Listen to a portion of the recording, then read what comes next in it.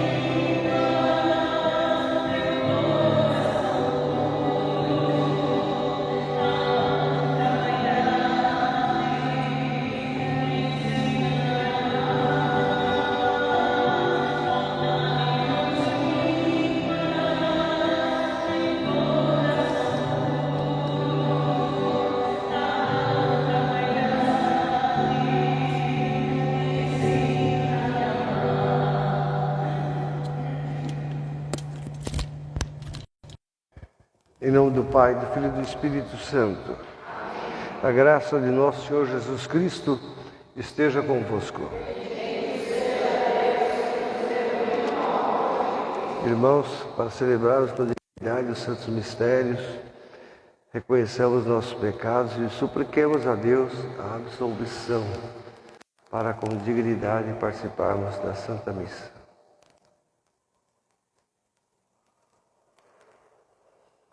Tende compaixão de nós, Senhor. Manifestai, Senhor, a vossa misericórdia. Deus Todo-Poderoso, tenha compaixão de nós, perdoe e absolva os nossos pecados e nos conduza à vida eterna. Oremos.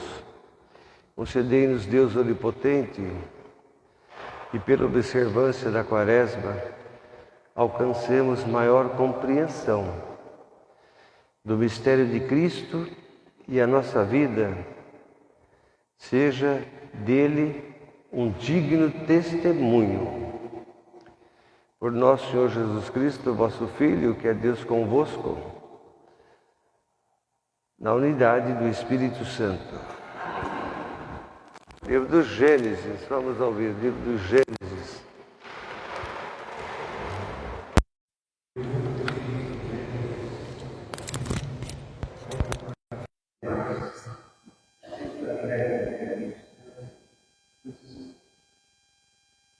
Leitura do livro do Gênesis. Disse Deus a Noé e a seus filhos: Eis que vou estabelecer minha aliança convosco e com vossa descendência, com todos os seres vivos que estão convosco, aves, animais domésticos e selvagens, enfim, com todos os animais da terra que saíram convosco da arca. Estabeleço convosco a minha aliança.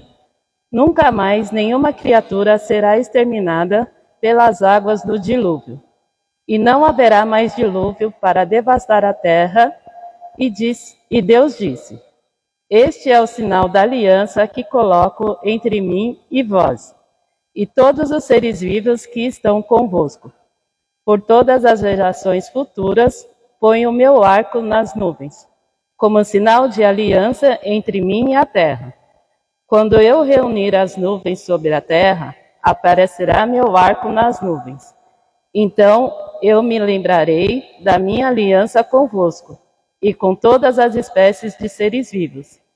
E não tornará mais a haver dilúvio, que faça perecer nas suas águas toda a criatura.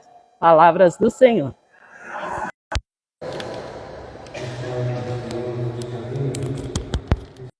Suas veredas, guiai-me na vossa verdade e ensinai-me, porque vós sois Deus, o meu Salvador. Lembrai-vos, Senhor, das tuas misericórdias e das tuas graças, que são eternas. Lembrai-vos de mim, segundo a tua clemência, por causa da vossa bondade, Senhor. O Senhor é bom e é reto. Ensina o caminho aos pecadores. Orienta os humildes na justiça e dá-lhes a conhecer a sua aliança. Glória ao Pai, ao Filho e ao Espírito Santo. Sempre, por todos os séculos dos séculos. Amém. Texto.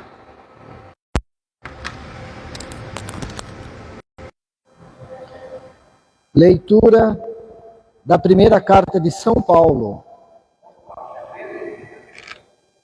Perdão. Desculpem. Leitura da primeira carta de São Pedro. Caríssimos, Cristo morreu uma vez por todas, por causa dos pecados, o justo pelos injustos, a fim de nos conduzir a Deus. Sofreu a morte na sua existência humana, mas recebeu nova vida pelo Espírito. No Espírito, ele foi também pregar os espíritos na prisão, a saber, aos que foram desobedientes antigamente, quando Deus usava de longanimidade, nos dias em que Noé construía a arca. Nesta arca, umas poucas pessoas, 8, foram salvas por meio da água. A arca corresponde ao batismo, que hoje é a vossa salvação.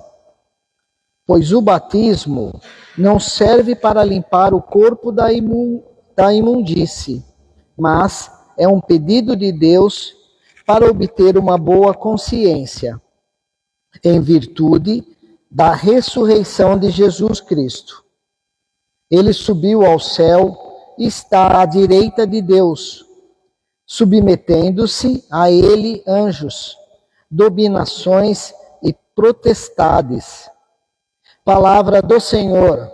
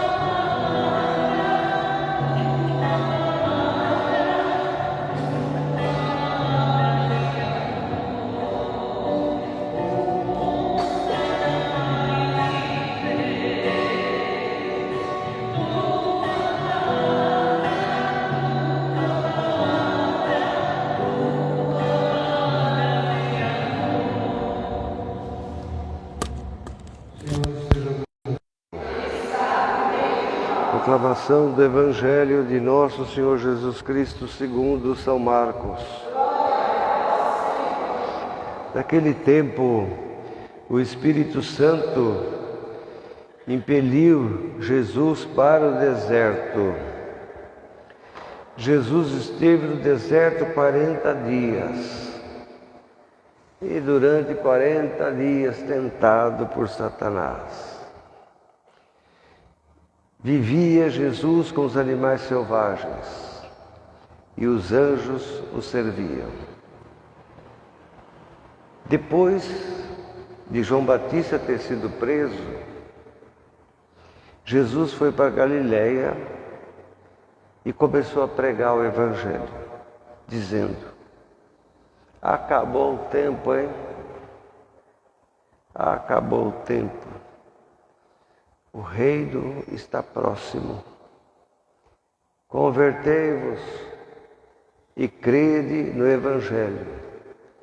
Palavra da salvação. Podemos sentar um minuto? Vamos tentar fazer uma reflexão aqui sobre o texto do Evangelho.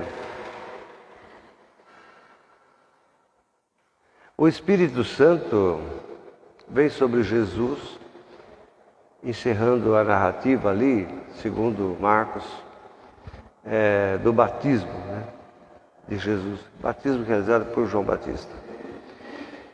Surpreendentemente, a primeira atitude, a primeira ordem do Espírito Santo é mandar Jesus para o deserto, para ser tentado por Satanás, ou demônio, se vocês quiserem. O mal, tentado pelo mal. Marcos mostra que a missão de Jesus começa numa luta. A missão de Jesus começa num combate. É a mais difícil. É um desafio muito grande. Intenso, né? Muito intenso. Esse combate de Jesus entre o bem, com o mal, durante 40 dias. Aguentar aquele fulano tentando, de noite, aquela coisa. Tem que ter muita força para resistir. E sem comer também, né? Sem ter aqueles recursos, né? Mas Jesus não comeu nada, ele fez jejum mesmo. Ele não comeu nada até derrotar o mal. Então, vocês sabem disso, os evangelhos narram isso, né? Depois disso, ele então se alimentou. Bom, logo após o episódio do batismo, os evangelhos narram que Jesus se retira para o deserto, onde é tentado por Satanás. Por que o Filho de Deus tem que ser tentado? Ele lá precisa disso? Precisa desse tipo de coisa, né? Passar por esse tipo de experiência horrorosa. Mas por que isso acontece? É simples. Jesus é Deus plenamente na nossa humanidade. E ao ir ao deserto, passar por aquelas tentações, basicamente 3, que é a raiz de todas as outras, Jesus se mostra solidário com o ser humano. Jesus se mostra solidário com a nossa fraqueza, com a nossa natureza humana. Ele se torna para nós, como se diz em latim, o exemplum. O exemplum em latim é o exemplo. É o maior exemplo. Ele se torna o nosso exemplo. As tentações que atravessa e vence no meio das pedras áridas do deserto são a primeira instrução, o primeiro grande ensinamento de Jesus para o povão é a experiência dele no deserto. É interessante. Ele, Filho de Deus, é mandado pelo Espírito Santo a vencer o mal no deserto. E o primeiro ensinamento dele é sobre isso. É vencer o mal. O povão não tem os apóstolos ainda. Os apóstolos virão depois. Mas para o povão que ele encontra na Galiléia, O grande ensinamento dele vai ser essa experiência, né? De vencer o mal. Ele resgata a gente, né? Ele resgata todos nós. Ele nos ensina que a gente é capaz de vencer o mal, né? A gente é capaz de vencer o mal. A gente tem força para isso. E a gente tem que se preparar. É isso que ele ensina. A gente tem que estar sempre preparado para enfrentar a vida. Enfrentar tudo, né? Enfrentar a vida. A vida não é fácil, a vida é cheia de desafio, a vida tem provação mesmo, a vida tem encruzilhadas, a vida tem visões opostas, a vida tem seduções ocultas, né? A vida tem tudo que a gente não quer que tenha, mas tem vozes contraditórias. Algumas vozes são até persuasivas, né? Porque o diabo ele é astuto, ele é sedutor, ele seduz, né? É uma sedução mesmo. Ele é alguma voz a contraditória que é o mal é muito persuasiva. Para nossa surpresa, para vocês terem uma ideia, o diabo usa a Sagrada Escritura, a Bíblia, para convencer Jesus. Ele se mostra como um grande entendido de Bíblia, um grande teólogo, né? Ele usa a palavra de Deus para seduzir Jesus.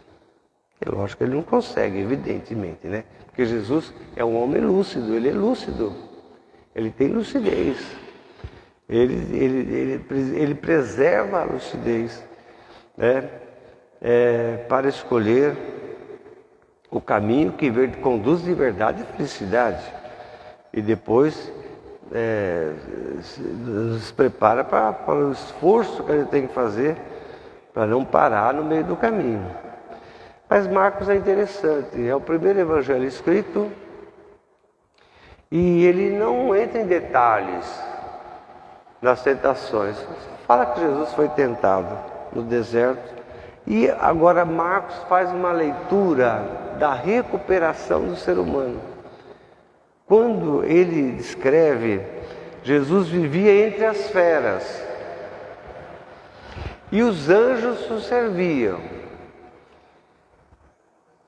Marcos está fazendo uma referência ao Gênesis. Ele conclui, Marcos, os 40 dias, falando da vitória de Jesus. Ele nos fala que Jesus recuperou a figura bonita que Deus criou, que se tornou uma figura horrorosa, a humanidade, no Gênesis. Ele recuperou aquele homem, o velho Adão, da qual, na humanidade, nós somos descendentes, na humanidade, na biologia, nós somos descendentes daquele velho Adão. Mas nós não somos, Jesus é o novo Adão para nós. Vivemos na alma de Cristo, não naquela alma desgraçada lá do Gênesis. Marcos fala isso. Jesus vencendo as tentações, ele recuperou aquela humanidade perdida, né? Perdida porque se deixou seduzir pelo mal. Jesus promove essa reconciliação, essa salvação. O Evangelho, portanto, nos ensina que nós temos força para vencer o mal. Aquela história do Gênesis mostra um homem que tem tudo, mas é fraco, é muito fraco. É um homem que tem tudo, mas não tem força. Mas Jesus mostra que não é verdade. Deus não criou a gente para ser fraco. Deus não criou a gente para ser daquele jeito. Não é verdade. Por isso Marcos faz essa narrativa muito interessante das tentações para mostrar isso, recuperar a humanidade. Não é ter esperança na humanidade. É recuperar a humanidade. que é muito mais do que esperança. Ele recupera, ele salva a humanidade, aquela humanidade. É a primeira experiência terrível de Jesus. Terrível porque tem que enfrentar o mal. Aliás, esse negócio desse mal, ninguém mata esse diabo, desse homem, desse Satanás, não é possível. São Miguel teve a chance, porque ele estava lá, a Nossa Senhora pisando, mas ninguém consegue matar esse diabo desse. É possível um negócio desse? Mas tem um santo da igreja que fala que tudo tem seu sentido, né? Um santo, um padre da igreja que viveu no século III, depois a gente fala sobre ele se quiser. O mal corrompe a humanidade. O mal corrompe a humanidade, lembra do Gênesis. O mal corrompe a humanidade. Como é que corrompe a humanidade? Com a mentira, com a fake news. O Satanás usa a fake news, a mentira. A serpente, ali é uma serpente, porque o conceito de diabo veio da Babilônia, né? Veio do exílio da Babilônia. O encontro dos judeus com aquela cultura dos iraquianos, né? É que promoveu essa mescla de interpretação. Então o mal vai ser simbolizado pela serpente, porque lá na cultura dos babilônios o mal é representado por uma serpente, né? A Bíblia vai chamar de adversário muito tempo depois. Diabo então é uma palavra muito depois, né? Vai vir do grego, né?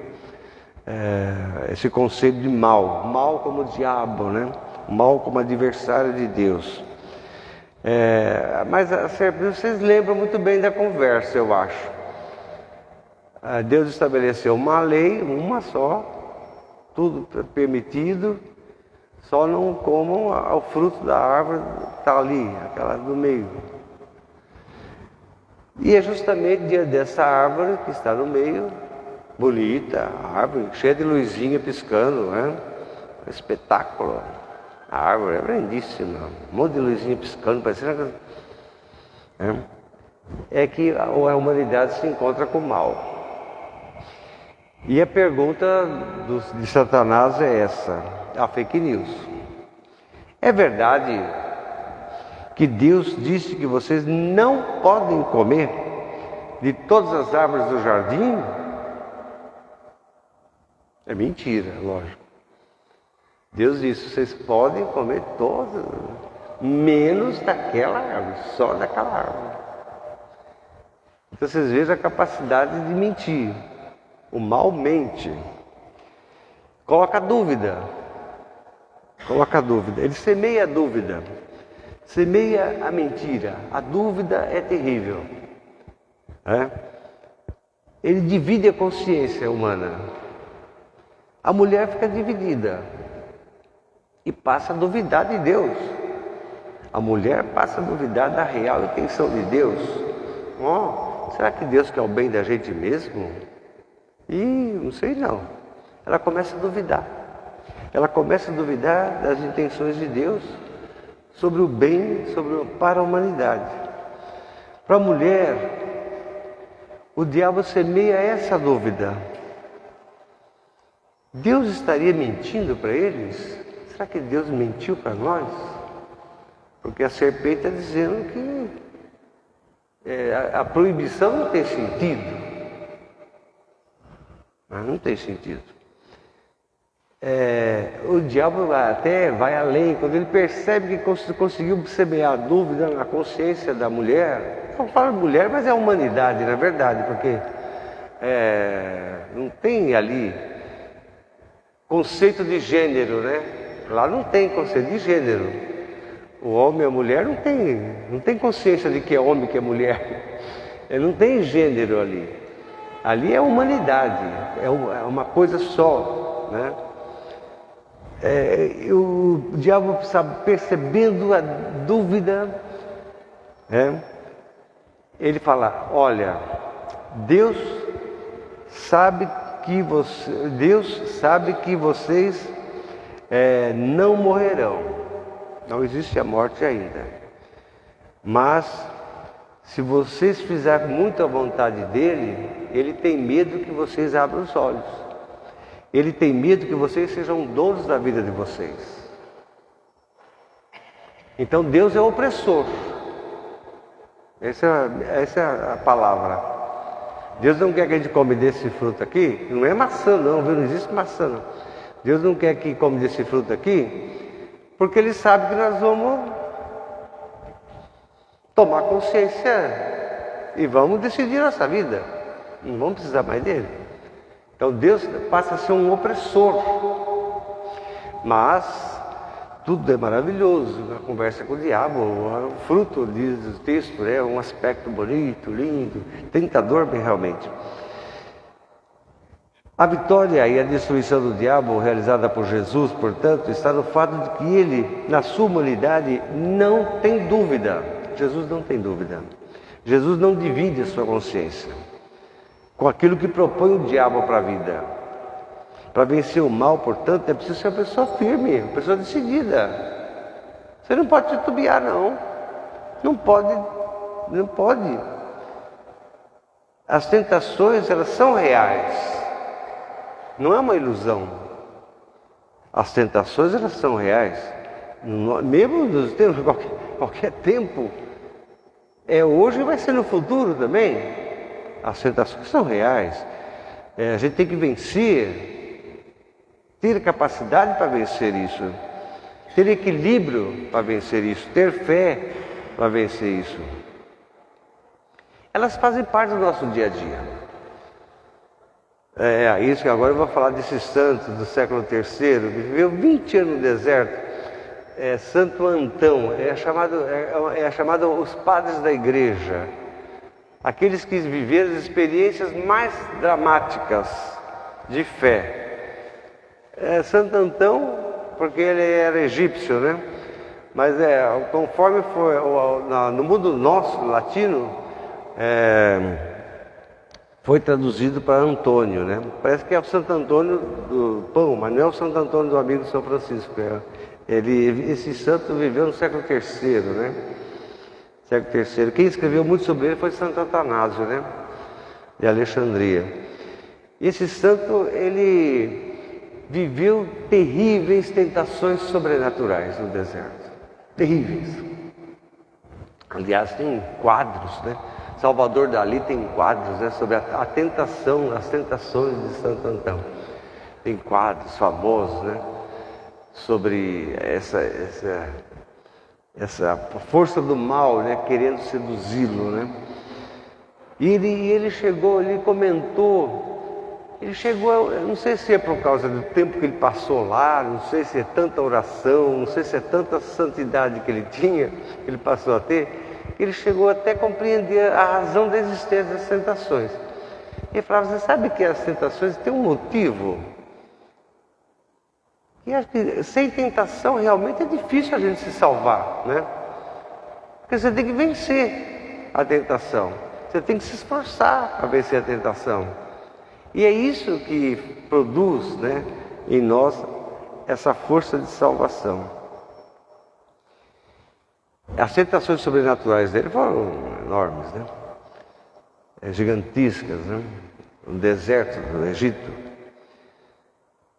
E nós sabemos então disso. Os santos não são poupados. Os santos não são poupados do contato com o mal, do contato com as tentações. Mas o problema é que os santos são conscientes, se tornam conscientes de que as seduções do mal aparecem na vida da gente. Você tem que ter consciência disso. Você não está isento. Ninguém está isento.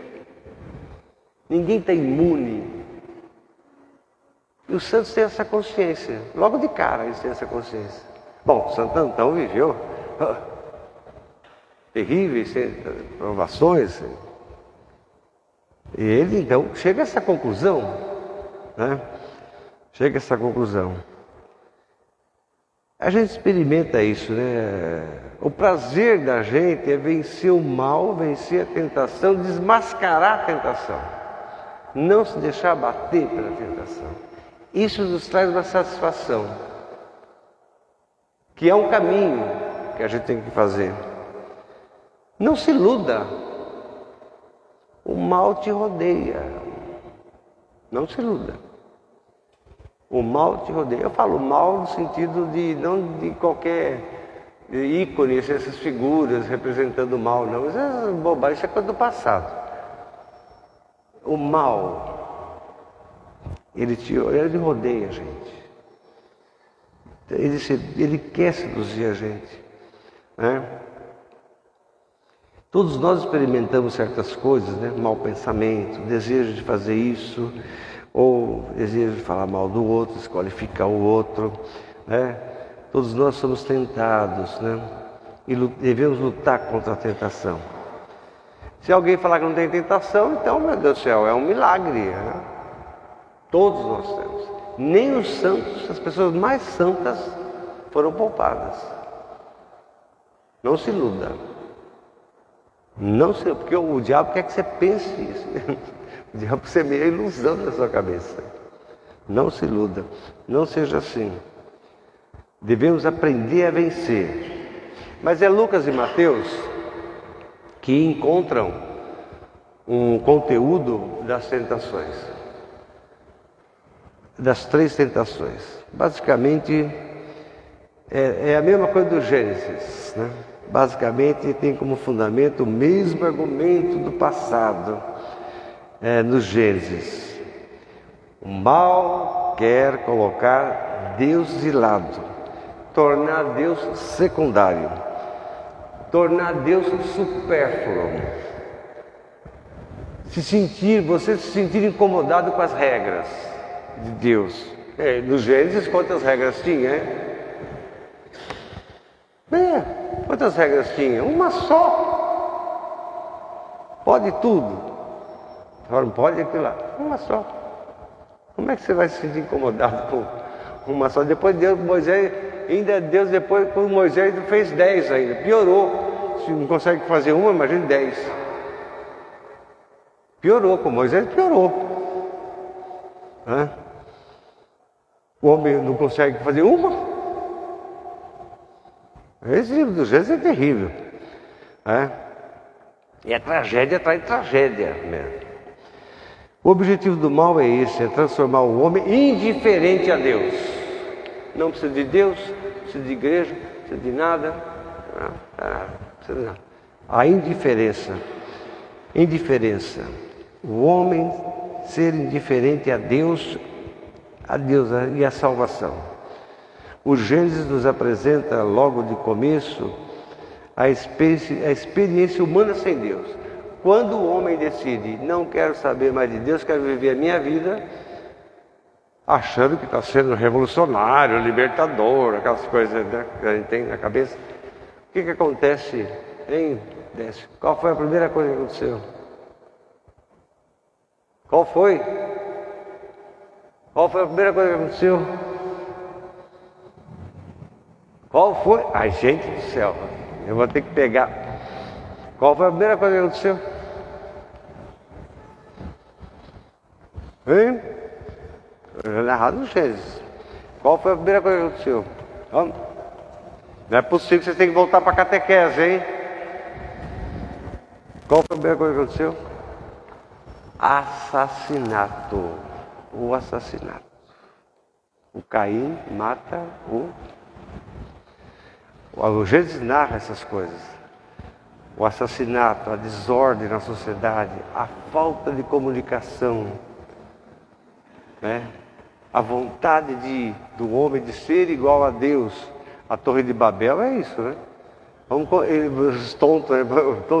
construir um prédio bem alto, que chega lá no céu, a gente sobe, pega Deus, mata ele de vez e pronto, nós viramos Deus. Que burrice, né? Mas é assim. Quando o homem se distancia de Deus, ele só constrói projetos horrorosos. Violência, morte, o que vocês puderem. Constrói aquela sociedade horrorosa, chega a um ponto de ser tão horrorosa a sociedade que Deus se arrepende de ter feito o homem. E chama o Noé, coitado, né, para poder, né, fazer, vão destruir esse mundo mesmo, vão acabar com tudo mesmo, e você vai fazer a arca aí, e tudo bem. Olha, para Deus chegar nesse ponto, olha que a coisa não foi simples não, né? Porque todo mundo sabe da misericórdia, do amor, da clemência, essas coisas que a gente gosta de falar muito dele, né? Mas para ele ficar de saco cheio, a ponto de falar, eu vou acabar com essa turma, né? Vou deixar só os bichos. Essa é a intenção de Deus, né? Vou deixar só os bichos. Por isso Noé recolhe os bichos, né? Porque na cabeça do Noé, a vontade de Deus era acabar com a raça humana mesmo. O homem não pode sobreviver. Ele já tinha na cabeça dele certinho, né? Deus não quer o ser humano mais.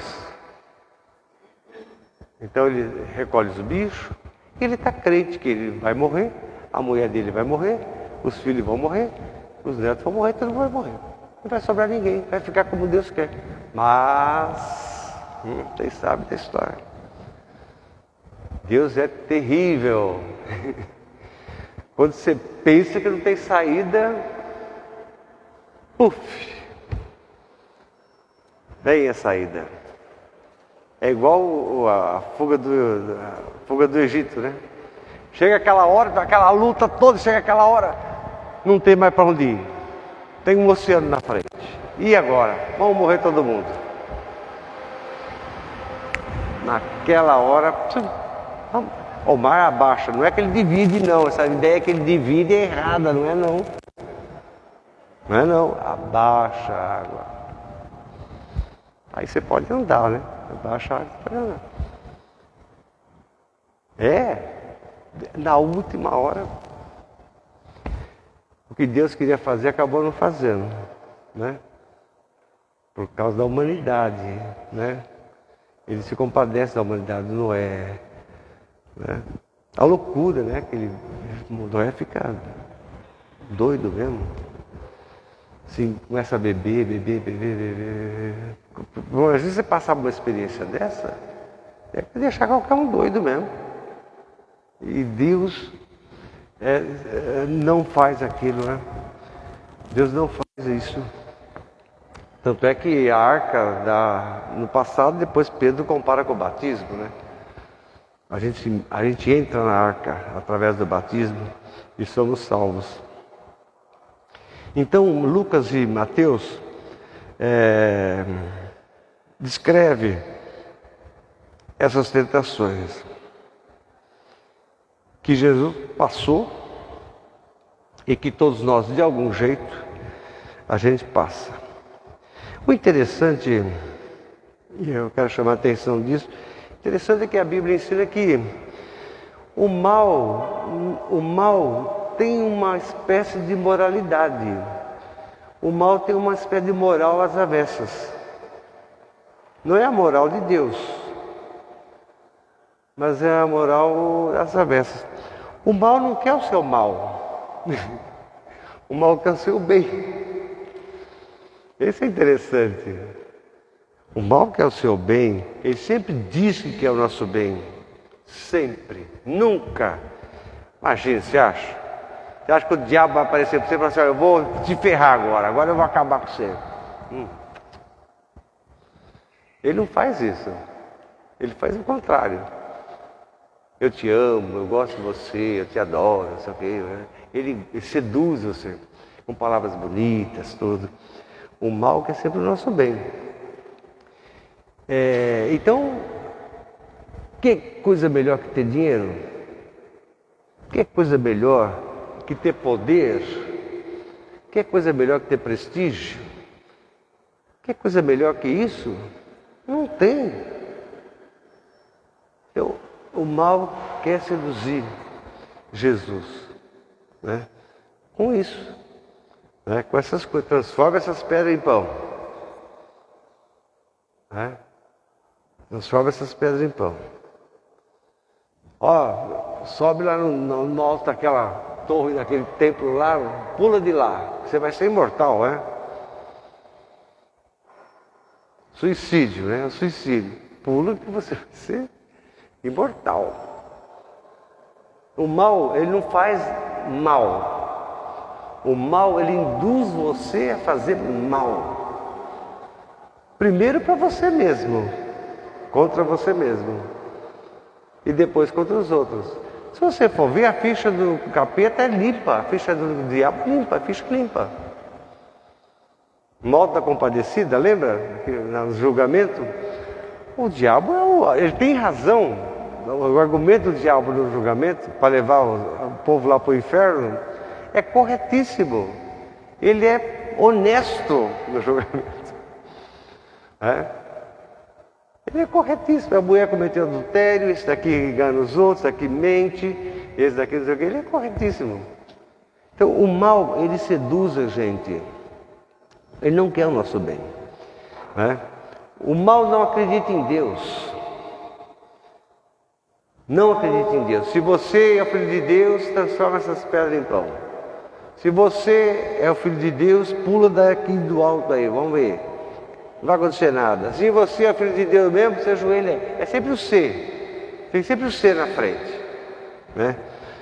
São João e São Lucas, no Evangelho, nos fala que Jesus sempre foi acompanhado pelas tentações. Sempre. Em Lucas 4, o Evangelho diz: acabada a tentação, o diabo deixou Jesus por um momento, até voltar de novo em outra ocasião. Sempre. São João, o evangelista, é mais ousado. Você sabe aonde o diabo voltou para tentar Jesus? No Evangelho de João? Adivinha? Adivinha?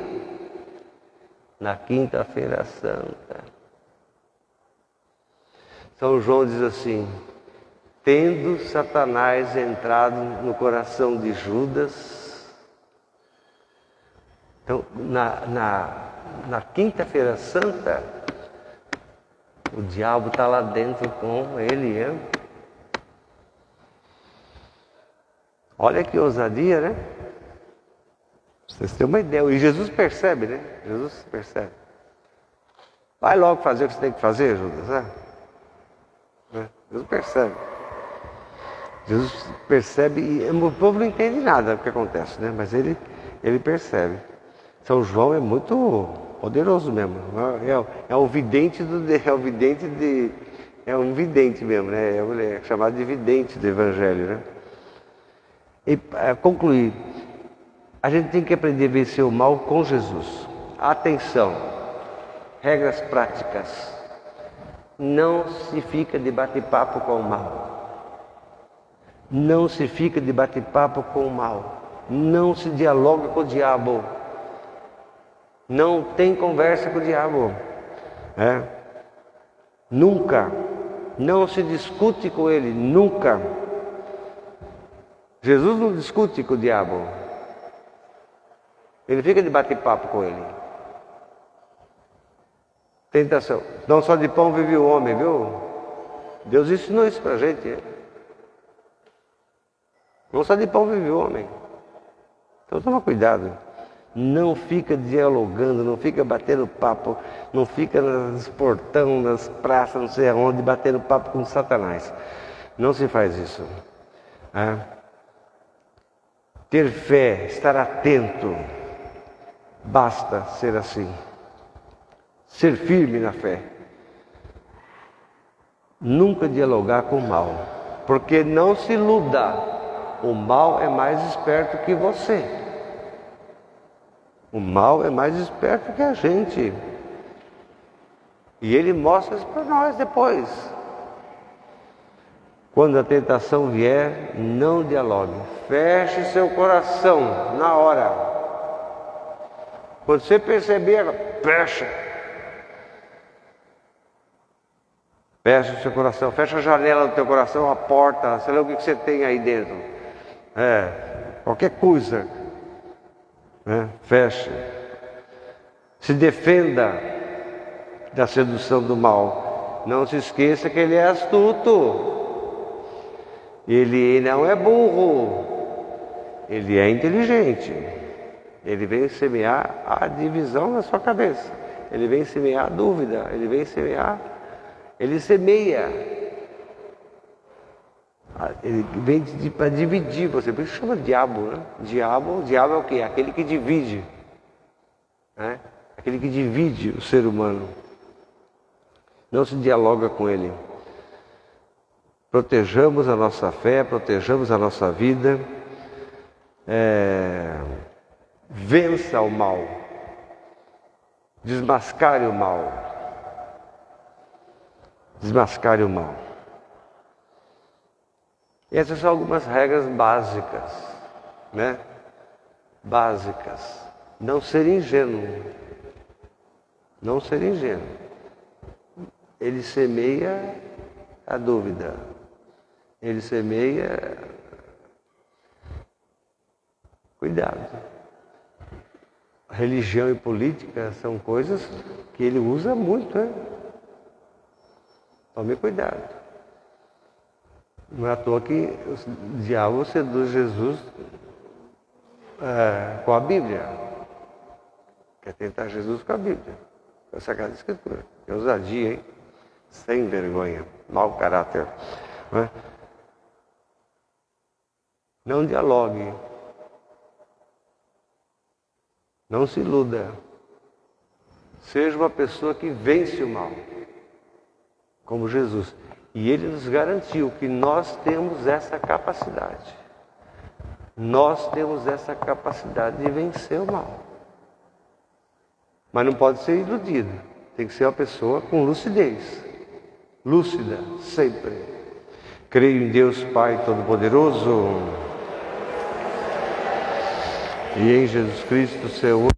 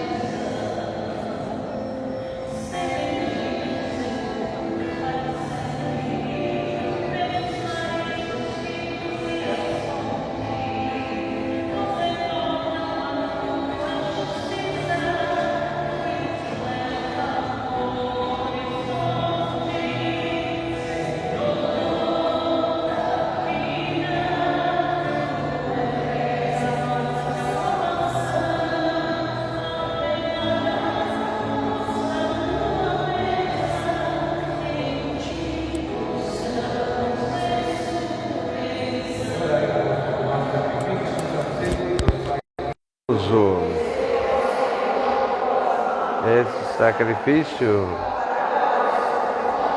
para o nosso bem.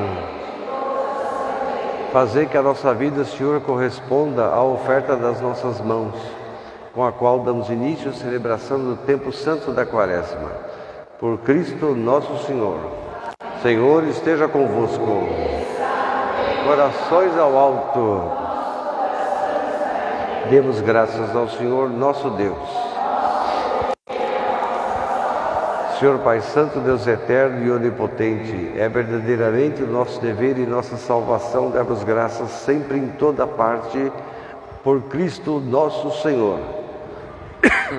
Jejuando durante 40 dias, Ele santificou a observância da Quaresma e, triunfando das insídias da antiga serpente, ensinou-nos a vencer as tentações do pecado, para que, celebrando dignamente o mistério da Páscoa, passemos um dia a Páscoa eterna.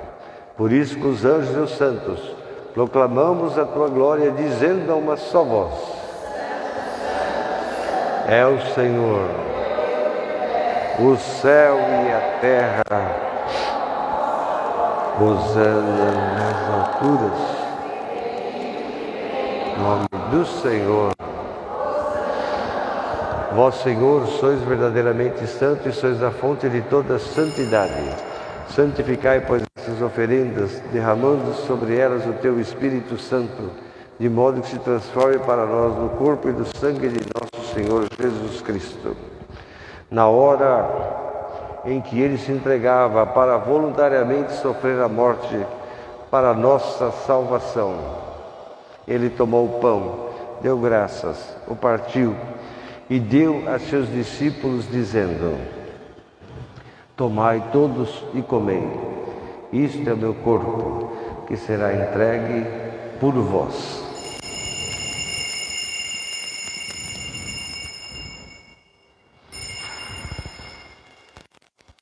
De igual modo, no fim da ceia, ele tomou o cálice e, dando graças, deu a seus discípulos, dizendo: tomai todos e bebei, este é o cálice do meu sangue, o sangue da nova e da eterna aliança, que será derramado por vós e por todos para a remissão dos pecados. Fazei isto em memória de mim.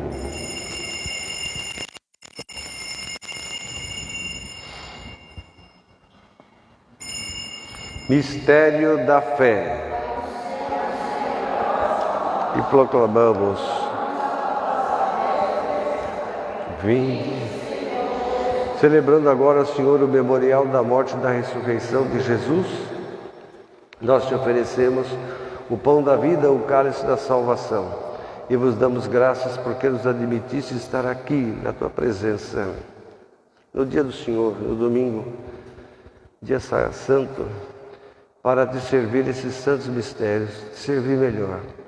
Humildemente, nós te suplicamos que, participando do corpo e sangue de Cristo, sejamos reunidos pelo Espírito Santo num só corpo. Lembrai-vos, Senhor, da Igreja, dispersa por toda a terra. Tornai-a perfeita na caridade, em comunhão com o Papa Francisco, com o nosso Bispo da Diocese do Algacir, e todos aqueles que estão a serviço do povo de Deus. Lembrai-vos também da alma de Nelson Monteiro Alves Neto e de tantas outras pessoas que adormeceram na esperança da ressurreição e que partiram desse mundo. Admiti-os na luz da tua presença. Tenha misericórdia de nós, Senhor.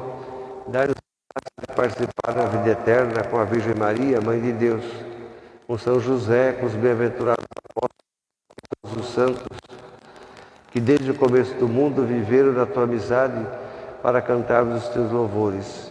Rogamos que todos ajudem a gente a ser mais firme na fé, a observar este tempo santo da Quaresma.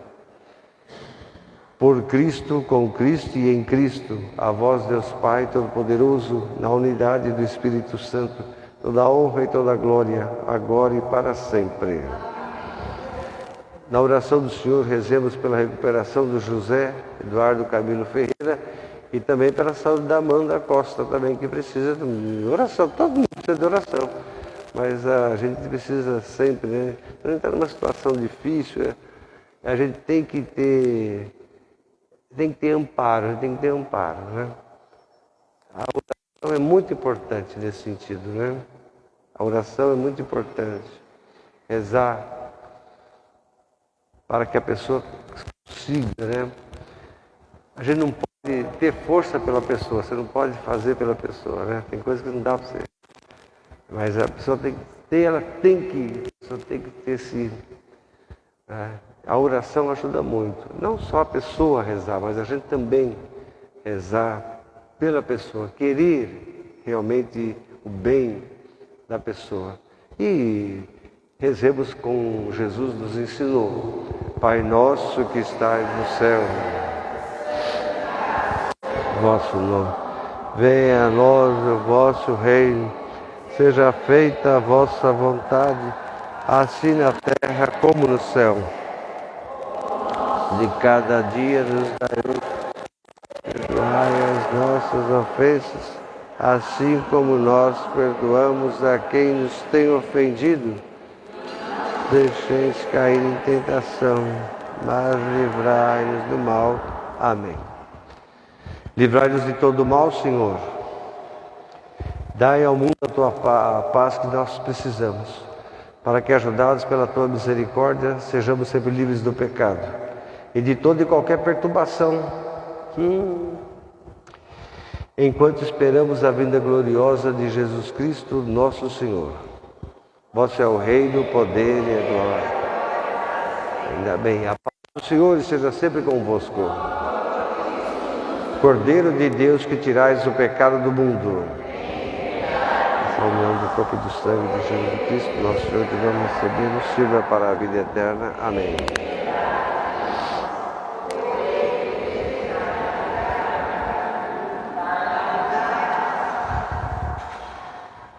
Felizes os convidados para a ceia do Senhor, eis o Cordeiro de Deus que tira o pecado do mundo.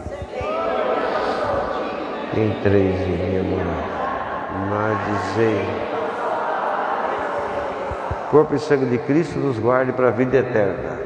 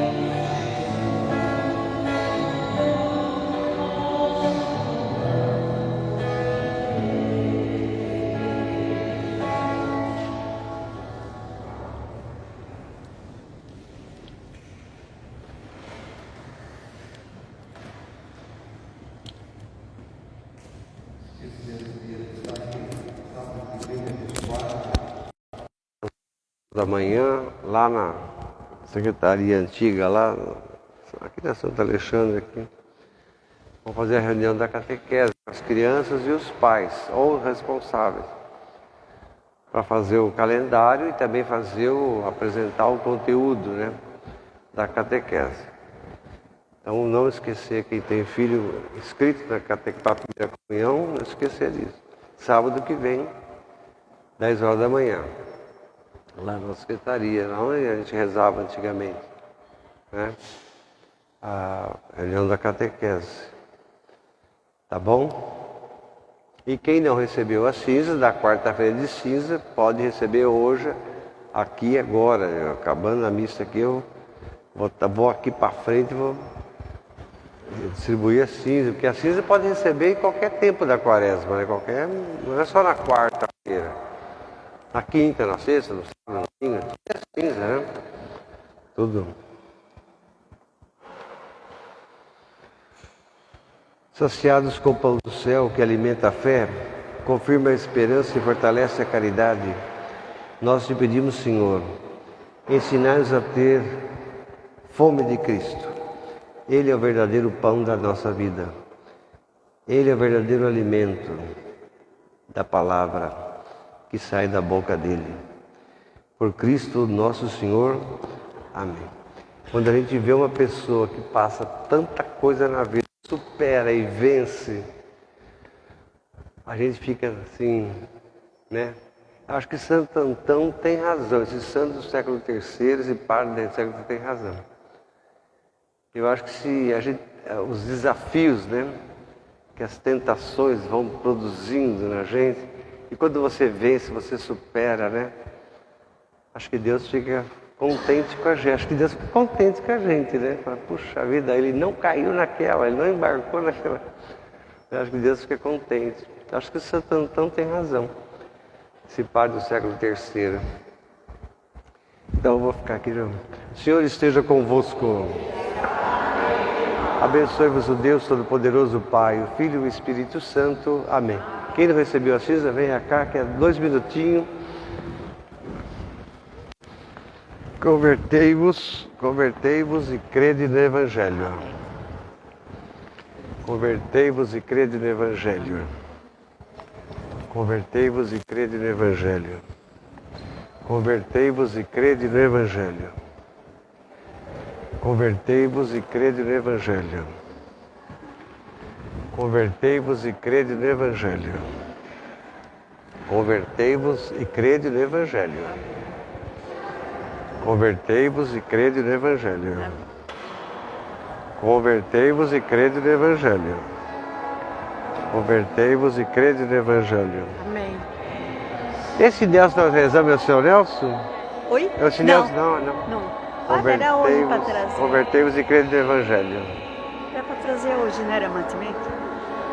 Qualquer tempo. Ah, então eu trouxe hoje. Convertei-vos e crede no Evangelho.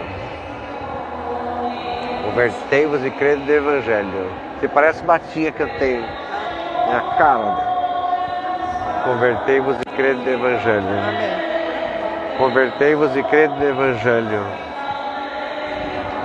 Convertei-vos e crede no Evangelho. Convertei-vos e crede no Evangelho. Convertei-vos e crede no Evangelho. Convertei-vos e crede no Evangelho. Convertei-vos e crede no Evangelho. Convertei-vos e crede no Evangelho. Convertei-vos e crede no Evangelho. Convertei-vos e crede no Evangelho. Convertei-vos e crede no Evangelho. Convertei-vos e crede no Evangelho. Convertei-vos e crede no Evangelho. Convertei-vos e crede no Evangelho. Convertei-vos e crede no Evangelho. Oi? Eu vou falar com o senhor daqui a pouco. Tá bom. Convertei-vos e crede no Evangelho.